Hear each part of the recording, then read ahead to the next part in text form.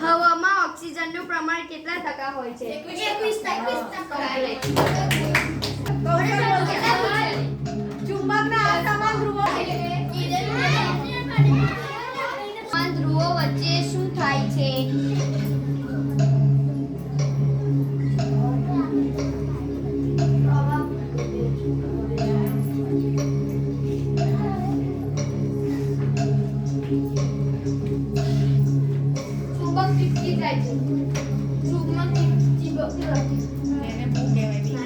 બોલો. આકર્ષણ. આકર્ષણ ચીપકી જાય એને શું કહેવાય?